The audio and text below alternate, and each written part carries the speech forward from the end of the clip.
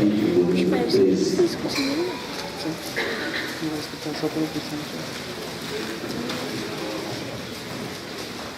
Eu gostaria de agradecer a Deus por esta oportunidade, primeiramente, agradecer também ao Ministério, à Igreja e à coordenação dos jovens que nos deu esta oportunidade. Estamos aqui esta noite refletindo com os irmãos a palavra de Deus. Vamos ler no livro de Atos, capítulo número 13, primeiro versículo, número 47. Glória a Deus. Você pode glorificar ao Senhor nesta noite. Percebi que está um pouco frio, e quando está frio parece que os irmãos esfriam um pouquinho também, né? O corpo pode estar frio, meus irmãos. O Espírito Santo está aqui, ele está esquentando o nosso espírito. Glória a Deus. Atos capítulo 13, versículo de número 47. Diz assim: porque o Senhor assim nos mandou: eu te pus para a luz dos gentios, a fim de que sejas para a salvação até os confins da terra. Já que hoje é um grupo de jovens, eu vou pedir para os jovens repetir esta segunda parte do versículo. Do versículo 1, 2. Porque o Senhor assim nos mandou: eu te pus para a luz dos gentios, a fim de que sejas para a salvação até os confins da terra. Aí no capítulo de número 14, faremos uma leitura de alguns versículos. Diz a palavra de Deus: e aconteceu que em Icônio entraram juntos na sinagoga dos judeus, e falaram de tal modo que creu uma grande multidão, não só de judeus, mas de gregos. Mas os judeus incrédulos incitaram e irritaram contra os irmãos os ânimos dos gentios. Detiveram-se, pois, muito tempo, falando ousadamente acerca do Senhor, o qual dava testemunho à palavra da sua graça, permitindo que por suas mãos se fizessem sinais e prodígio. E dividiu-se a multidão da cidade, e uns eram pelos judeus, e outros pelos apóstolos. E havendo um motim, tanto dos judeus como dos gentios, como os seus principais, para os insultarem e apedrejarem. Sabendo eles, fugiram para Listra e Derbe, cidades da Licaônia, e para a província circunvizinha, e ali pregaram o Evangelho. E estava sentado em Listra certo homem leso dos pés, coxo desde o ventre de sua mãe, o qual nunca tinha andado. Este ouviu falar Paulo, e fixando nele os olhos, e vendo que tinha fé para ser curado, disse em voz alta: levanta-te direito sobre teus pés. E ele saltou e andou. E as multidões, vendo o que Paulo fizera, levantaram a sua voz, dizendo em língua licaônica: fizeram-se os deuses semelhantes aos homens, e desceram até nós. E chamaram Júpiter a Barnabé e Mercúrio a Paulo, porque este era o que falava. Amém. Pode sentar, meus irmãos. Glória a Deus. Meus irmãos, hoje estamos no culto da participação dos nossos jovens e adolescentes. E eu creio que Deus tem algo a falar com toda a igreja nesta noite. Glória a Deus.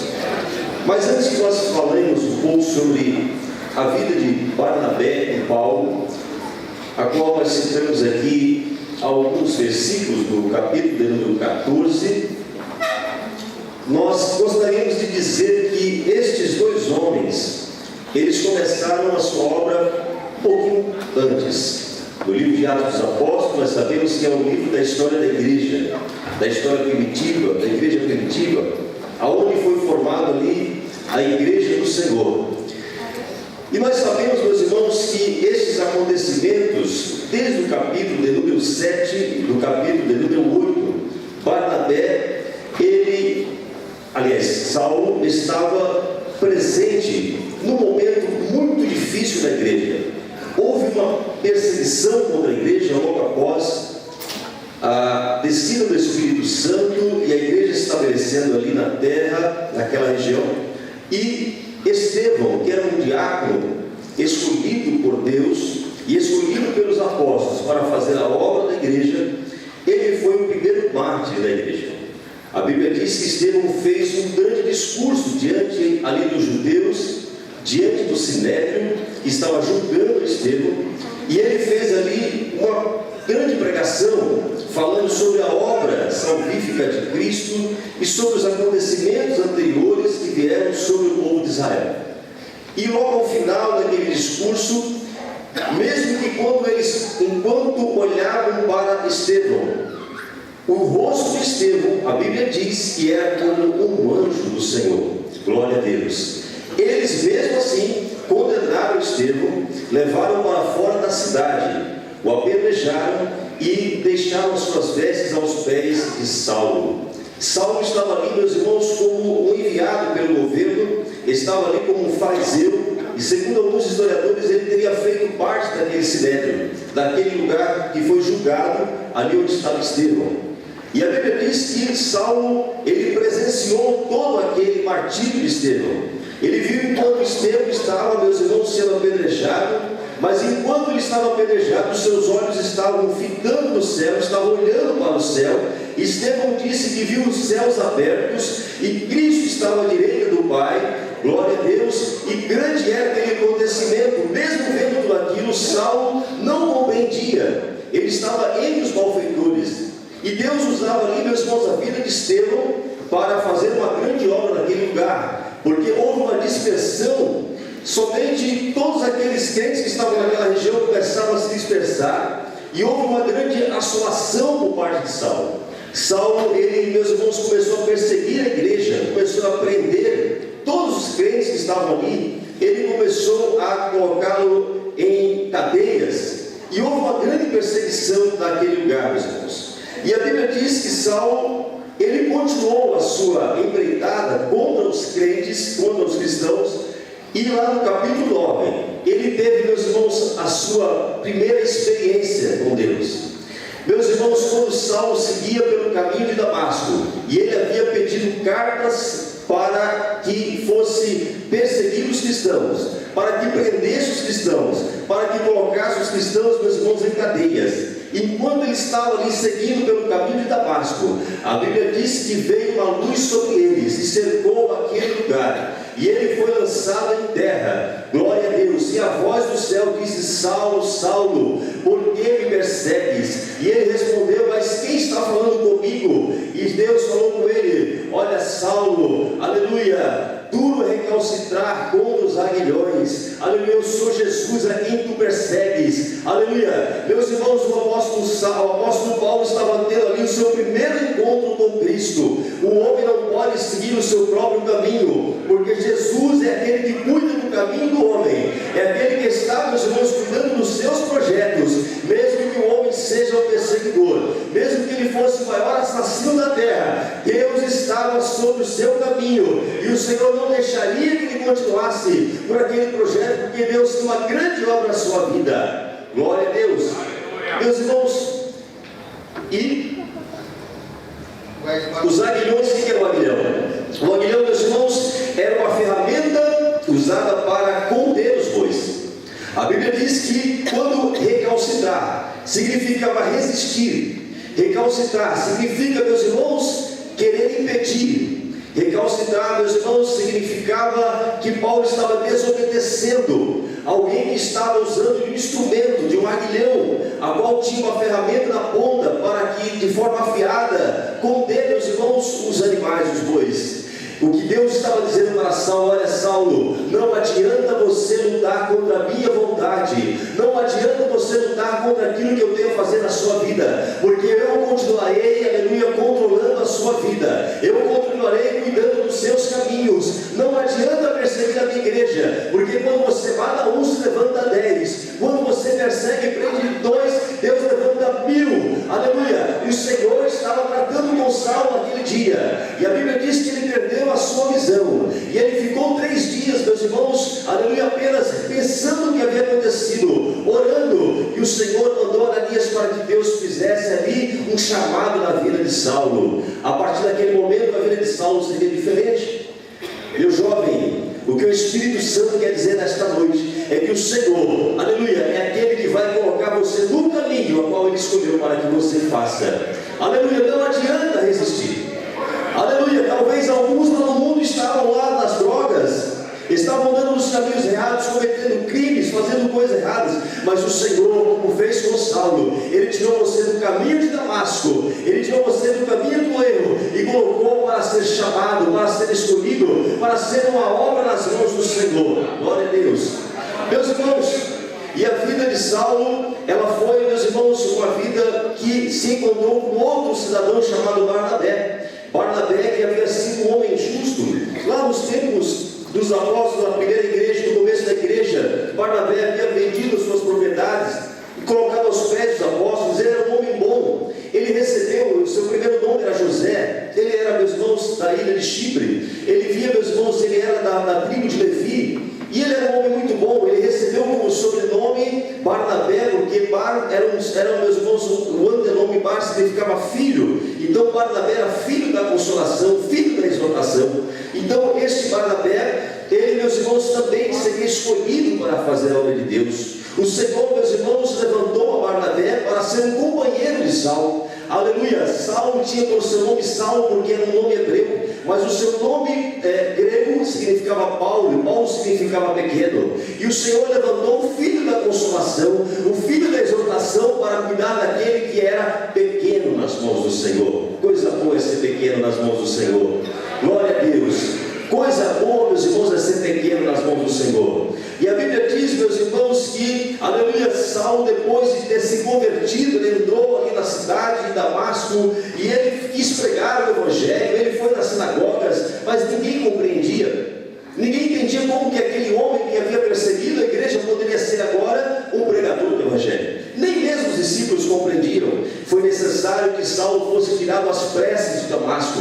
Foi necessário que a sua vida fosse salva. Aleluia. E a Bíblia diz, meus irmãos, que Barnabé enviou Saulo para outro lugar, para Antioquia. E, meus irmãos, a Bíblia diz que Barnabé, aliás, ele foi encontrar-se com Saulo, porque Saulo foi para Tarso, ficou seguro lá em Tarso, mas depois de um tempo Barnabé foi buscar a Saulo, meus irmãos, e de lá foram para Antioquia. E a Bíblia diz que lá em Antioquia eles pregaram por um ano naquela igreja. Passou-se bastante tempo naquele lugar. Houve fome na Judéia, no estado da Judéia. Houve fome em Jerusalém. E foi necessário que eles dois fossem enviados para levar os alimentos para os irmãos.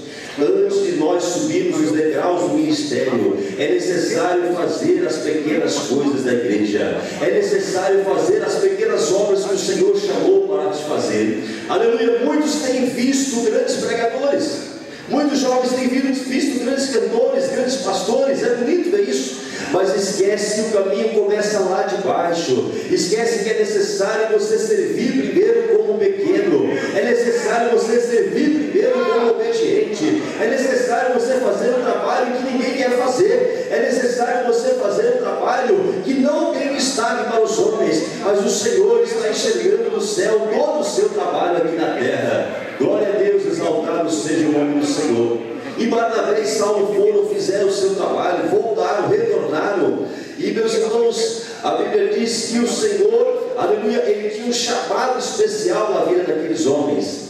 Glória a Deus. Eles, depois que, meus irmãos, eles retornaram, houve ali mais uma perseguição pelo rei Herodes naquele lugar. E Herodes, meus irmãos, matou a espada o Tiago, que era irmão de João. E depois de matar a espada Tiago, ele queria matar os outros discípulos, mas ele prendeu a Pedro.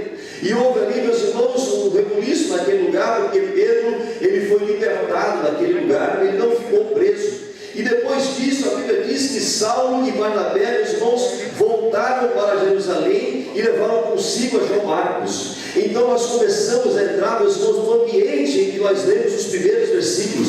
Porque, meus irmãos, aleluia, a Bíblia diz que na igreja de Antioquia havia ali pastores, aliás, havia ali profetas e doutores. E entre os nomes que foram citados estava o nome de Barnabé e de Saulo. Deus começa a exaltar a vida daqueles homens. Deus começa a dar destaque na obra para a vida daqueles homens. Glória a Deus, exaltado o nome do Senhor. E, meus irmãos, estes dois companheiros, Barnabé e Saulo, eles vão, meus irmãos, e começam a cumprir a sua obra missionária, porque eles vão receber o chamado do Espírito Santo. O Espírito Santo, quando os homens oravam a Deus, quando eles jejuavam a Deus, Ele disse: olha, apartai-me a Barnabé e a Saulo para a obra que eu tenho chamado. Quando o Espírito Santo, ele escolher você, ele vai enviar você, e o Senhor vai fazer grandes coisas através da sua vida, porque Barnabé e Saulo saíram e começaram a pregar ali por aquele lugar, pela Ásia Menor, pela Seleucia, pelo Chipre, e encontraram ali grandes desafios. O primeiro desafio foi, meus irmãos, o mágico Elimas, porque aquele homem estava do lado do procônsul Sérgio Paulo, e Sérgio Paulo queria muito ouvir a palavra de Deus, mas, meus irmãos, aquele mágico chamado Bar Jesus, também chamado como encantador Elimas, ele impedia a pregação do Evangelho. Mas ninguém pode impedir a pregação do Evangelho quando você está cheio do Espírito Santo. Paulo agora, meus irmãos, já não mais se chamava Saulo, porque recebe agora o nome grego e começa a ser conhecido como Paulo. Ele está cheio do Espírito Santo e percebe que Satanás está querendo impedir a pregação do Evangelho. Imediatamente Paulo, meus irmãos, repreende aquele homem, e ele fica cego, ele fica perdido, ele fica sem guia. E o procônsul Paulo Sérgio, quando vê aquelas maravilhas, ele se converte e acredita na doutrina daqueles apóstolos. O Senhor começa a usar a vida daquele homem, o Senhor começa a usar a vida daquele que está cheio do Espírito Santo de Deus. Quando Jesus encher a tua vida, você vai fazer coisas que os homens vão ver e não vão compreender, porque o Senhor quer fazer grandes coisas através do seu povo, através daquele que ele chamou, daqueles que trouxe para a sua obra, para fazer a sua vontade. Glória a Deus, exaltado o nome do Senhor. Meus irmãos, e continuando a história, meus irmãos, eles foram seguindo pelo caminho daquelas cidades. Eles foram seguindo, meus irmãos, por várias e várias outras cidades. E, meus irmãos, ele diz que ele teve um encontro ali naquele lugar, meus irmãos, com os que estavam ali em Perge da Panfilha. E na sinagoga, entrando num dos sábados, ele começou a apresentar aos judeus, ele juntamente com Barnabé, começaram a apresentar aos judeus a palavra de Deus. E quando ele citava a palavra de Deus, ele faz todo o caminho que o povo de Israel havia percorrido, desde a sua libertação, desde a constituição dos juízes, desde a constituição dos reis de Israel, desde a chamada do profeta João Batista com o batismo para arrependimento, até os dias de Jesus, quando foi crucificado. Ele faz ali uma grande pregação para convencer os judeus de que era necessário, meus irmãos, receber aquele evangelho de salvação na sua vida. E, meus irmãos, segundo a palavra de Deus, ele diz que não se permitiria que o santo visse a corrupção. Ele, falando ali de Jesus Cristo, disse que aquele Deus, o Senhor Jesus, ele havia ressuscitado e não havia visto a corrupção, como aconteceu com Davi, quando morreu, mas dormiu juntamente com seus pais. Meus irmãos, eles disseram, e Deus fez notório aqueles homens, que, meus irmãos, eles seriam justificados e que eles teriam que perceber que, através do que os profetas haviam dito, eles não haviam acreditado, mas eram desprezadores, eram, meus irmãos, aqueles que desprezavam e deixavam de lado o chamado que Deus havia feito para o seu povo, mas que uma grande obra seria operada naqueles dias, e eles viriam, mas talvez não queriam, mas alguns iriam contá-los. O Senhor tinha uma grande obra na vida daqueles homens naquele lugar.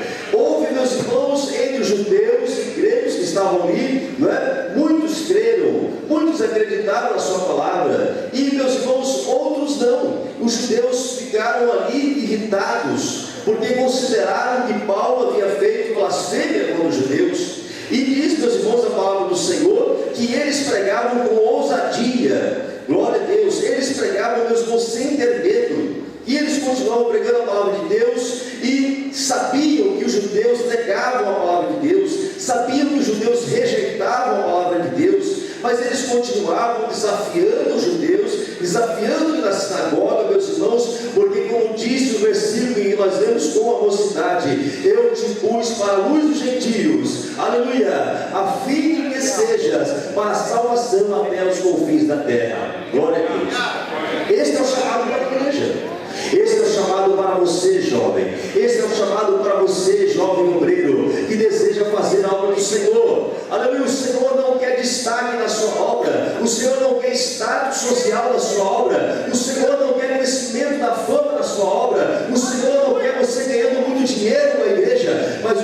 escolhe você para ir aos confins da terra, para ganhar todas as nações para o seu reino. Quantos podem glorificar e exaltar o nome do Senhor? E quando você fizer assim, a tua vida será como a de Paulo e de Barnabé. O Senhor será na tua vida, e você será, meus irmãos, aleluia, um canal de bênção e de milagre para este mundo que precisa de Jesus. Glória a Deus. Meus irmãos, e a Bíblia diz que eles continuaram, e eles foram, meus irmãos, incitados, ali os homens foram incitados, mulheres que estavam ali, homens principais da cidade, para que eles fossem, meus irmãos, apedrejados. Mais uma vez, eles têm que fugir da cidade. E fugindo daquele lugar, eles foram para, meus irmãos, outros lugares, como Icônio. E chegando ali em Icônio, eles continuaram a sua pregação, continuaram falando, meus irmãos, de tal modo que todos que estavam ali criam na sua palavra. Depois, meus irmãos, eles escaparam novamente de um motim e foram para Listra, Derbe, cidades da Licaônia. E chegando lá em Licaônia, naquelas cidades, a Bíblia diz no capítulo de número 14, como nós lemos anteriormente, que Paulo e Barnabé, entrando naquela cidade, pregando a sua palavra, eles entraram, meus irmãos, e perceberam, Paulo ouviu e percebeu que havia um homem que era leso dos pés, coxo desde a nascença. Paulo, olhando para aquele homem, meus irmãos, enxergou nele uma tão grande fé que era possível fazer um milagre na sua vida. O Espírito Santo nesta noite está enxergando você aqui. Glória a Deus. O Espírito Santo nesta noite está olhando para a sua vida hoje. O olhar de Deus está apontado para este lugar nesta noite. Aleluia. O olhar do Senhor, o Espírito Santo de Deus está, meus irmãos, esquadrinhando as vidas nesta noite. E eles sabem que aqui neste lugar há fé, neste lugar. Neste lugar há fé para a cura. Neste lugar há fé para milagre. Neste lugar há fé para a transformação. Neste lugar há fé para a mudança. O Senhor está usando nesta noite, aleluia, para que Ele possa atuar na sua vida. A Bíblia diz que Paulo, olhando para a vida daquele homem, enxergou que ele tinha fé para ser curado. Imediatamente Paulo, aleluia, chamou para que aquele homem se levantasse. Ele foi curado, ele saltou, e foi grande a admiração daquela cidade. Foi grande, meus irmãos, aleluia, a admiração dos homens que estavam em redor de Paulo e Barnabé. Houve, meus irmãos, um reboliço naquele lugar, porque eles não tinham visto tamanha autoridade. Aleluia. O Espírito Santo nesta noite quer dar autoridade nesta noite. Ele quer dar autoridade na sua vida, viu, jovem? Viu, moça? Viu, rapaz? Ele quer dar autoridade para que você, quando você estiver no meio da multidão, quando você estiver cumprindo, aleluia, conforme a sua palavra, pregando o Evangelho nos confins das nações, da terra, o Senhor vai usar os teus olhos para ver, para olhar aquele que precisa. O Senhor vai usar as tuas mãos para, aleluia, quando você estender, haver cura, haver salvação, haver milagre, porque esta igreja é uma igreja de milagre, e esta obra é uma obra de fé. Aleluia. Barnabé e Paulo não valiam nada para o mundo, mas o Senhor confiou a ele esta obra, porque esta obra é uma obra de fé. Glória a Deus, exaltado seja o nome do Senhor. Meus irmãos, e este acontecimento trouxe uma revolta sobre aquele lugar também, porque na verdade, por um lado, alguns estavam atônitos, mas por outro lado, alguns, meus irmãos, não compreenderam muito bem aquela história, não compreenderam muito bem aquele milagre que havia acontecido, e como havia naquele lugar muitos que eram adoradores de outras divindades, e era um lugar muito monoteísta, eles entenderam que os deuses eram agora semelhantes aos homens, e haviam descido na vida de Barnabé e de Paulo, para, chegando até ali, fazer, meus irmãos, aquele milagre. E eles, meus irmãos, atônitos com aquela história, eles determinaram que Barnabé provavelmente seria Júpiter, que era uma divindade romana, e que para os gregos se chamava Zeus, e para Paulo, que era o que falava, aquele que continha sabedoria, eles o chamaram de Mercúrio, que era uma divindade romana, mas que para os gregos chamava Hermes. E, meus irmãos, o ambiente histórico, cultural daquele lugar era um ambiente politeísta. Tanto os gregos como os romanos adoravam muitas divindades, havia, meus irmãos, todo um sistema de divindade que era bem diferente daquilo que nós podemos compreender, porque na verdade os deuses romanos eram uma cópia, era uma semelhança dos deuses gregos, e segundo os gregos, para cada coisa da natureza e para algumas coisas entre os seres humanos havia uma divindade específica, como Cronos, por exemplo, o deus do tempo, ou como Zeus, por exemplo, que era o grande Deus de todos os senhores, de todos os deuses, aquele que era o mais poderoso de todos, mas que na verdade, segundo eles entendiam, era filho de um titã. E meus irmãos, este agora que recebe o nome de Júpiter, que era Barnabé, ele recebia o nome da divindade maior para os romanos e para os gregos, que era Zeus. E Paulo, que era chamado Mercúrio, recebia o nome de Hermes, que era uma divindade um pouco menor. Por quê, meus irmãos? Porque Júpiter, como sendo o planeta maior, mais próximo do Sol, e o Sol para os gregos chamava-se Caris, tinha esse nome de Hélio também para os romanos, ele estava, meus irmãos, como o planeta mais importante. Ele era o que dava a primeira volta em torno do Sol, portanto, olhando para o céu, havia 5 planetas que eles podiam enxergar naquele tempo, e desses 5 planetas eles determinaram os nomes das suas divindades, e deram a Júpiter a importância maior, chamando, portanto, Barnabé, aquele que era, meus irmãos, o discipulador de Paulo, de Júpiter, chamando ele da divindade grega Zeus, e chamando a Paulo de Mercúrio, porque Paulo era o que falava mais, era o que continha mais sabedoria na sua fala, e Mercúrio, na verdade, era, segundo a mitologia romana, a divindade da sabedoria, do conhecimento.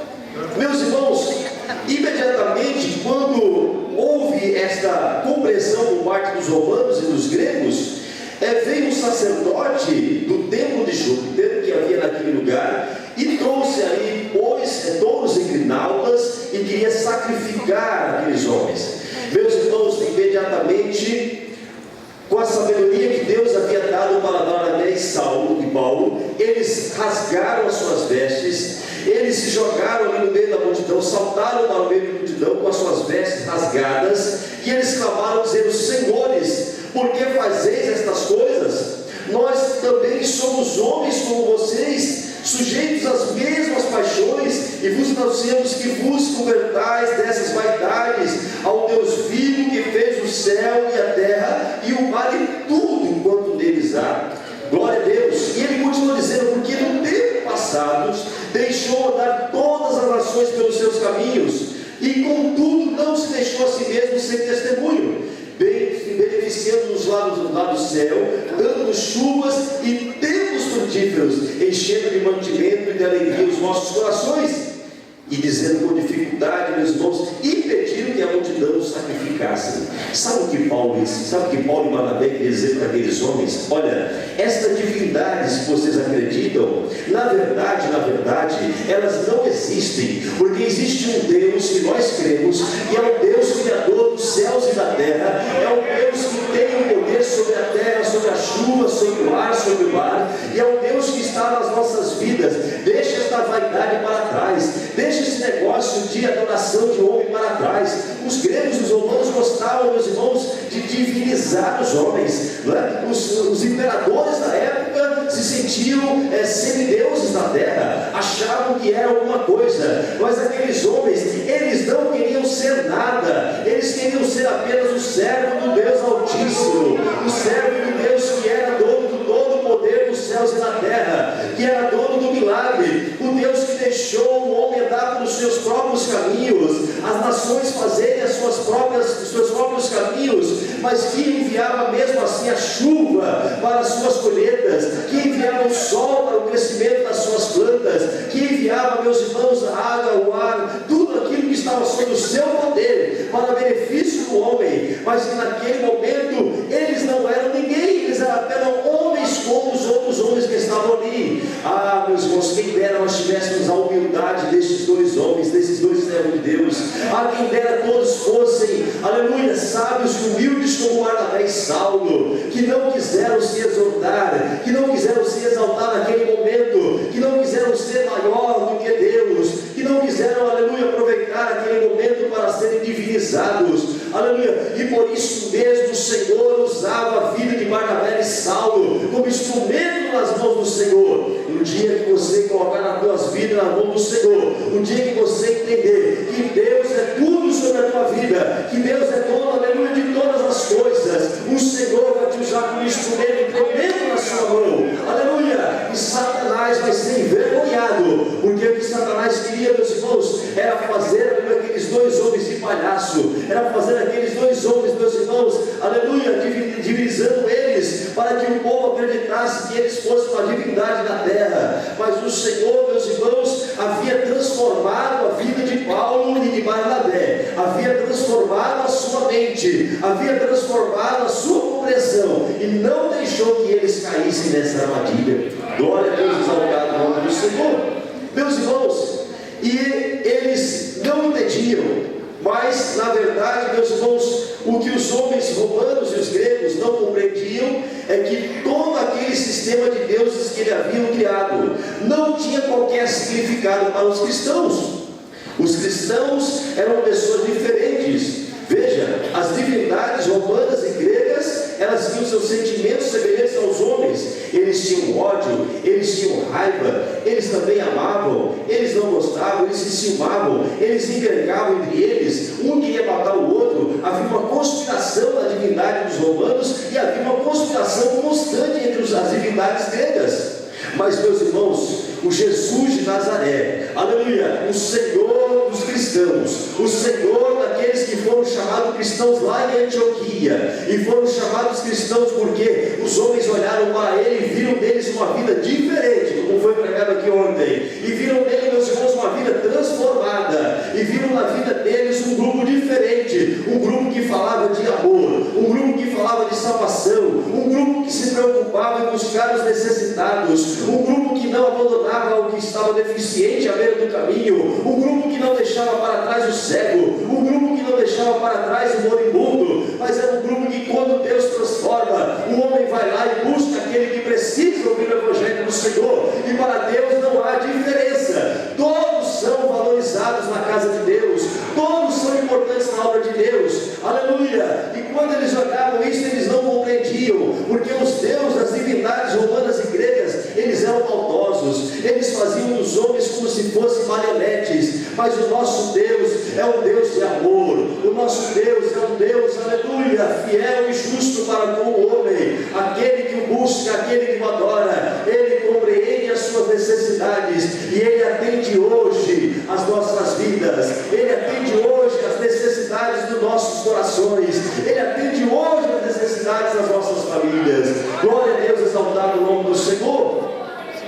Barnabé e Paulo precisavam fazer aqueles homens compreenderem isso, mas eles não compreenderam totalmente. Eles foram ali, meus irmãos, tirados daquele lugar, e tomaram algumas pedradas, mas a Bíblia diz que eles não morreram, foram cercados pelos discípulos, foram acolhidos pelos discípulos, foram tirados daquele lugar, e eles foram para as cidades anteriores que eles haviam ido, voltaram para Antioquia, ficaram um tempo em outras cidades. E Paulo, meus irmãos, ao invés de estar desanimado, ele estava animando os discípulos, ele estava levantando a moral dos discípulos, ele estava levantando a moral do seu povo. A Bíblia diz que quando tudo isso acontecia, o Evangelho crescia, o Evangelho era pregado, e aleluia, e as maravilhas de Deus continuavam sobre a terra, aleluia.